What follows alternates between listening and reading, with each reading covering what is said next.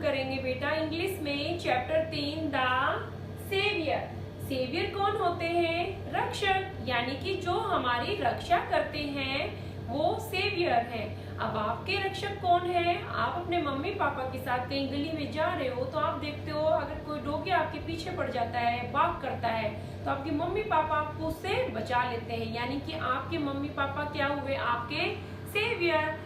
School में कोई बड़ा बच्चा आपको परेशान कर रहा है, आपकी टीचर आपकी मदद करती है, तो हम भी आपके क्या हुए? सेवियर।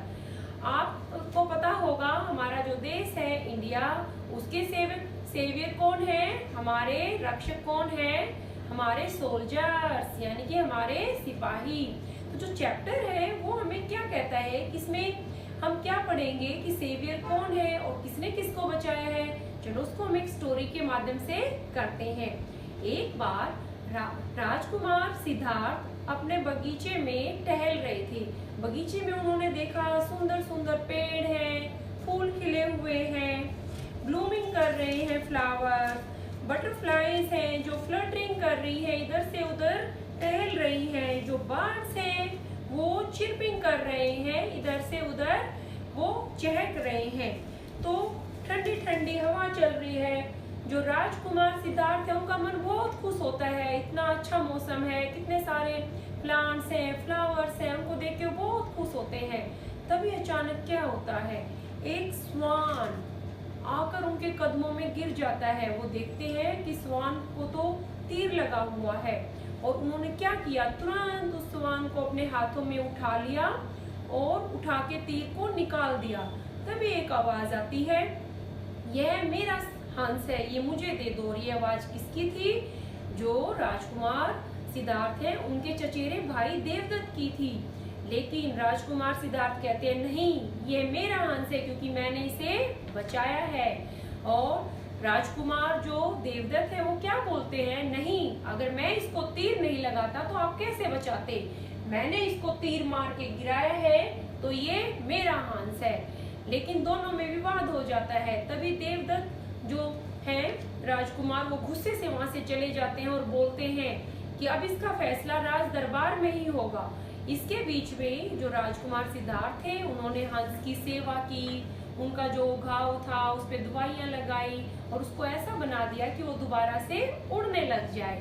फिर उन्हें राज दरबार से बुलावा आता है कि आप चलो वहां पर और आज स्वान का फैसला हो जाएगा कि ये हंस किसका है। तो जैसे ही राज दरबार में पहुंचते हैं राजकुमार सिद्धार्थ, वहां पर जो राजा थे सुद्धोधन वो अपने सिंहासन पर बैठे हुए थे। तो एक साइड राजकुमार सिद्धार्थ को बिठा दिया जाता है और एक साइड राजकुमार देवदत्त को बिठा दिया जाता है। सोचते हैं राजा कि अब मैं ये हंस किसको दूं, फैसला क्या हो। दोनों एक बात सोची कि क्यों ना हम हंस से ही पूछ लिया जाए कि वो किसके साथ रहना पसंद करेंगे। उन्होंने हंस को बुलाया और राज दरबार के बीच में उन्होंने उसको खड़ा कर दिया और उससे पूछा गया, बताओ आप किसके साथ रहना पसंद करोगे।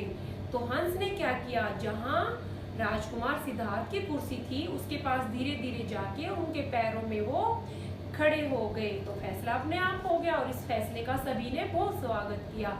इसका मतलब ये हुआ कि जो मारने वाला होता है वो नुकसान देता है और उसका कोई साथ नहीं देता, और जो बचाने वाला होता है उसकी सब मदद करते हैं, सब उसी का साथ देते हैं। जो हमारे जीव जंतु हैं, पेड़ पौधे हैं, हमें उनको काटना नहीं है, तोड़ना नहीं है, जीव प्राणियों को मारना नहीं है, उनको हानि नहीं पहुंचानी है। तो मोरल ऑफ द स्टोरी यही थी कि हमें भी जीव जंतुओं से, पशु पक्षियों से, पेड़ों से, फूलों से, उनसे प्यार करना है। वो भी हमारी तरह जीवित हैं, उनको हानि नहीं पहुंचानी है। अगर हम अच्छा करते हैं तो उसका फल भी अच्छा ही होता है। धन्यवाद।